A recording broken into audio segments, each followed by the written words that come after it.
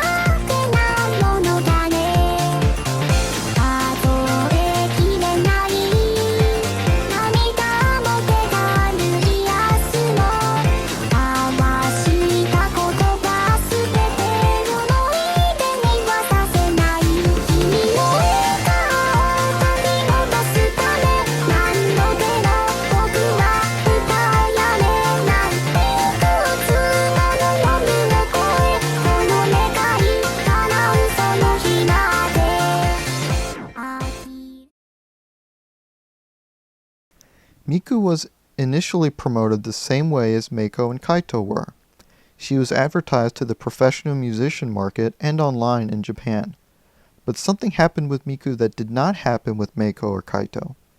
Because of the versatility of her voice bank and the improvements made to the software in Vocaloid 2, and because of users' newfound familiarity with the Vocaloid concept, Japanese musicians began to experiment with Miku in ways they couldn't before. And perhaps more importantly, users began to upload their songs and videos to Nico Nico Doga, now simply known as Nico Nico, a kind of Japanese YouTube that is primarily aimed at the pop culture demographic.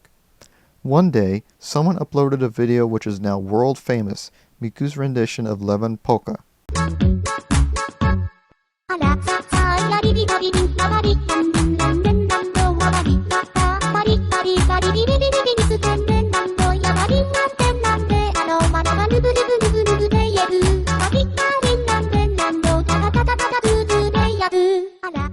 It took Japan by storm, and within a short amount of time it was on YouTube, where I saw it for the first time back in 2007, and I've been a Vocaloid fan ever since.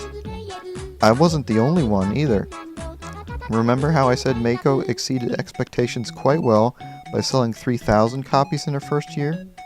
Miku accumulated over 3,000 sales in 2 weeks, most of which became pre-orders, as Krypton did not expect such high sales and could not keep up with demand. In less than 3 months, Miku became the #1 selling software of any kind on the Japanese Amazon site, totaling over $500,000 in sales. She sold over 40,000 copies within her first year, a number which soon ballooned to over 60,000, solidifying her place in voice synthesizer history. As I said earlier, Miku was the first Vocaloid to have a character designed to be associated with her. Meiko and Kaito had art of characters on their boxes, but they were not initially intended to be lasting associations. Krypton's initial concept for the artistic direction of Miku was to be a female android singing music in a future where music was a lost art. They approached the illustrator K to draw a singing computer and gave him a general color scheme to go with, a blue-green that was used on some Yamaha logos. This was a very alien concept to K, however, and it took him weeks just to come up with an idea of what to start drawing. Miku's design is reportedly based on the Yamaha keyboard, the DX100. Quickly following on the success of Miku comes the second in the CV series of Vocaloids, Kagamine Rin and Len. Commonly mistaken to be twins, their family name derives from the kanji for mirror and sound. Released on December 27, 2007, the character vocal concept for Rin was to be a sweet-sounding young girl similar to Miku, but there was also some interest in a male voice bank. So Krypton decided to find a voice provider who could perform both a feminine voice and a masculine voice, and they found that provider in one Ms. Shimoda Asami. This resulted in 2 firsts for the Vocaloid franchise.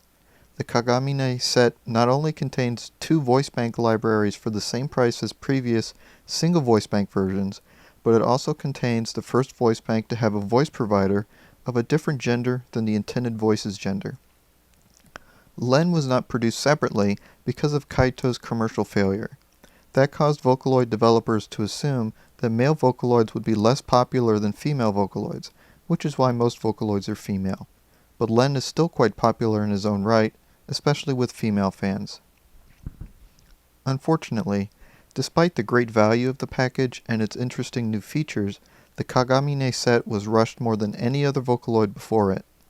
The project had only been in development from April to September of that year, and between September and November, no work was done on the project at all for some reason.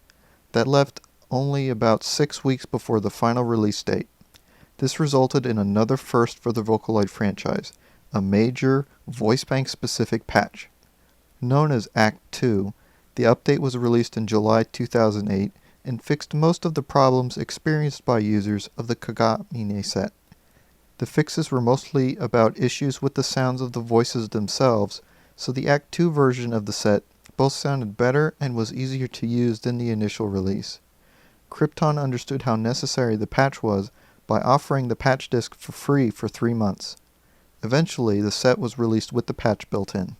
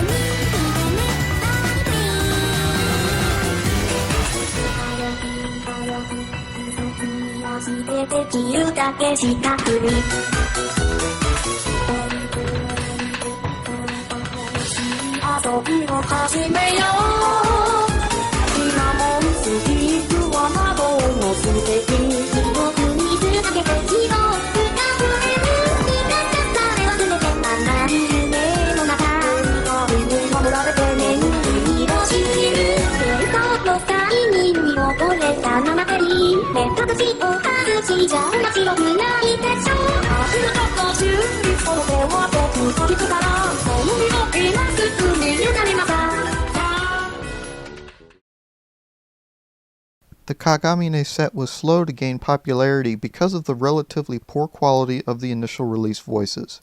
After Act 2, they began to see much more use and are currently the second most popular Vocaloid characters. They are typically counted as a single entity because they are part of the same software release, but Rin is definitely the more popular of the duo. She was the focus of production, and Len's voice provider is a woman, so his voice is a little on the odd side, although it's still good. An interesting tidbit is that while it's true that Miss Shimoda's voice was somewhat altered for Len's voice bank to make it sound deeper and more masculine, Len's voice bank was recorded separately. This means that while it is possible to alter Rin's voice bank to sound deeper like Len's, they will never sound exactly the same. Something else that contributed to the Kagamine set's popularity was that Miku had revealed an entire market to Krypton that they had never previously considered: amateur musicians and otaku fan culture. While Rin and Len were not designed specifically for those markets, Krypton had already taken steps to make sure that Rin and Len were easier to use for non-professionals, making the Vocaloid software more accessible to novices. Rin and Len's avatar characters were also designed by Kei, and they bear the CV02 moniker and the 02 tattoos on their left arms. As for their names, many people attribute their names to the concept of right and left, with several details contributing to this idea. For example, Rin has a treble clef in her outfit, and Len has a bass clef. In piano sheets, the treble clef is played with the right hand and the bass with the left hand. In an interview, their voice provider Miss Shimoda explained that their names came from two characters found in a manga from her childhood, Hokuto no Ken.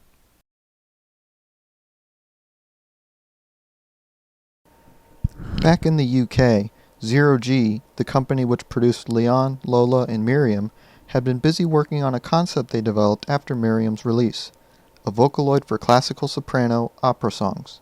Enter Prima, who was released January 14, 2008. The identity of Prima's voice provider is unknown, but she was chosen from several singers who answered an ad at a music academy. Prima's design goal was quite simple: to create a powerful, realistic operatic singer. That goal was largely met, with Prima becoming the most popular English Vocaloid and surpassing Miriam in uses by professional musicians. While Sweet Anne, Miku, and Rin and Len were released on the earliest version of the Vocaloid 2 software, Prima was released with a slightly more updated engine. Prima has the largest range of the English Vocaloids, and is the only Vocaloid 2 voice bank that can match Miku's highest notes. But her weakness is that she was designed for classical soprano, and so she does not work well with other genres. She was also the most expensive Vocaloid software available upon release. Prima is to this day one of the more popular English language Vocaloids because of her high-quality, powerful voice. Since she was created for the professional Western market, her box merely sports a stock image, so fans had to get creative to represent her with her Vocaloid siblings. Because of Prima's success and the Western world's introduction to the Japanese Vocaloids, interest grew in Leon, Lola, and Miriam, and Zero G began to sell them again in 2008.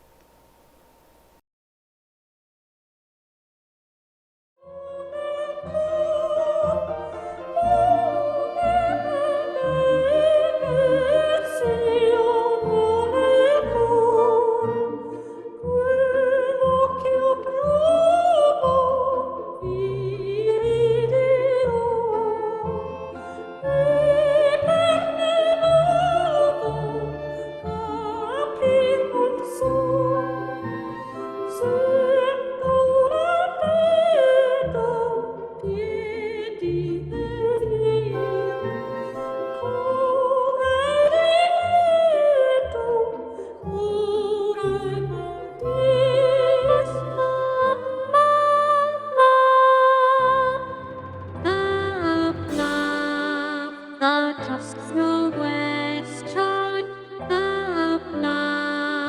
That stands noticed, that lays upon the altar thou dearest and lovest, the love that made the altar is full of that